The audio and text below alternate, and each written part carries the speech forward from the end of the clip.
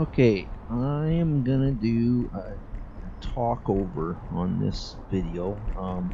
What you're looking at is my daily sort of ramble into my favorite park area, and I thought, instead of just sitting in front of the velo and talking about stuff, I may as well show you some interesting scenery while I'm talking. But anyways, this is about that set of survey questions that I talked about in way back in video number 4, and I'll post the link below as well as the time. I think it's 8 minutes and 35 seconds into the video, where I talk about the actual questions. But like the first one starts out as, are you optimistic or pessimistic about the future of civilization? And that goes on from there. I've hardly been doing any of those questions. I mean, I've met lots of people. I've handed out about 100 of my cards, but I've only really interviewed 4 different people using the questions that I mentioned back in video 4. But so I'll go over those 4 people. The first was David from Lacombe, and that one didn't go very far because even though David's quite intelligent, he doesn't read newspapers and he doesn't watch TV. He just listens to CKUA radio, which, by the way, is a great radio station. Although it just plays music, has occasional news on there. But I used to volunteer for them, but I still give monthly donations to them, but I don't listen to them anymore because the music's so good. I ended up buying too many CDs, so I quit listening to them for that reason. But anyway, so the David interview didn't go very far because he couldn't think of any policy areas that he was very keen on talking about. The next person I talked to, she was optimistic about the future, but when I asked if there were any policy areas that she was pessimistic about, I'll quote her here. She says, "No, I won't go into that. We could stand here all day." So that sort of ended that interview. And the third person, she had a lot to talk about. When I asked if there was any policy areas that she was pessimistic about, immediately she pounced on the homeless issue. And I'll quote her verbatim here. I asked at the end if she'd let me put her on YouTube, and she said no because she doesn't trust YouTube. But I will quote her verbatim here. She says, "They're taking the fun right out of going in the park." Well, I go in the park every day, as you can see here, and I meet the occasional homeless person, and they've never really given me any hassle. But anyway, she goes on here again. Quote, "Everything is handed to them. Whoever is doing it, feeding them, making sure they have clothing and all that stuff, they should quit that nonsense. You either get yourself a job or you're on your own." Well, gee, heartless bitch. Sorry. And then she also says, "There's a sign in BC that says if you're homeless, go to Red Deer." All I say about that, I guess, is that she's just talking about effects. She's not talking about causes. I mean, if you want to know about the causes of homelessness, then start reading the lead editorials in the Saturday Globe and Mail, and the causes go back at least a couple of decades, both provincial and federal.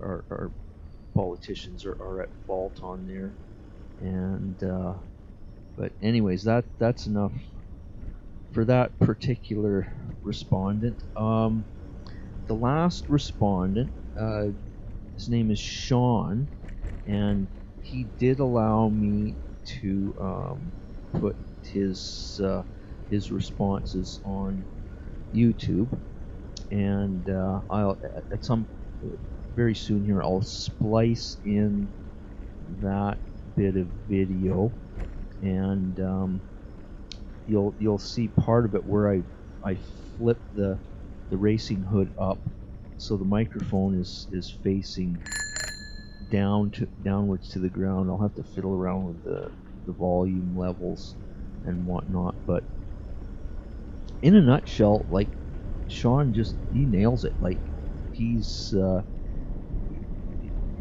knows what's going on in the world, and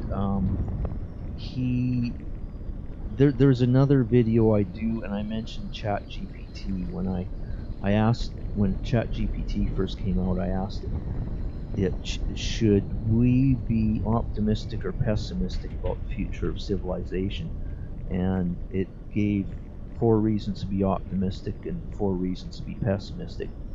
And one of the reasons it gave to be pessimistic about the future is extreme political polarization, and that certainly resonated with what I had always thought, resonated with what book Changing Maps, written back in 1995, has gone into.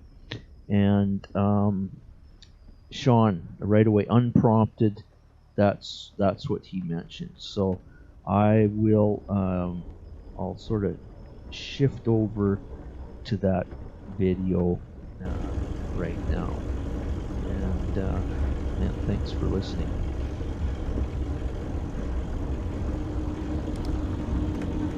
That thing is pretty cool. What? That thing is pretty cool. Yeah. Yeah. I'm from Mud, Sweat, and Gears. I'm just test riding a bike right now. Yeah, that's cool. You just ride that around pretty consistent? Sorry, I gotta turn this. I've been listening to a university course. Sorry. Oh, no, that's fair. What were you saying? You ride this around pretty consistently, or is like, what kind of project is it? I'm doing a cross-country survey. Have you got time for 3 questions? Sure. Okay, I'm just gonna park in the shade here. Yeah.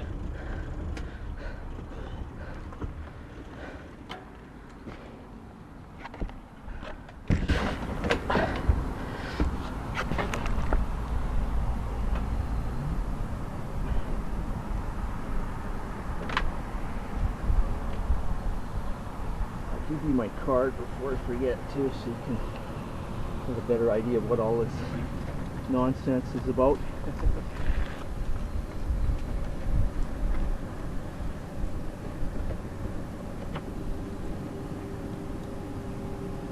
I'm Sean, by the way. Evan. Nice to meet you. Yeah. Yeah. Okay, so first question, are you optimistic or pessimistic about the future of civilization? Pessimistic. Good, so am I. Yeah. Is there one policy area that you're pessimistic about? Policy area.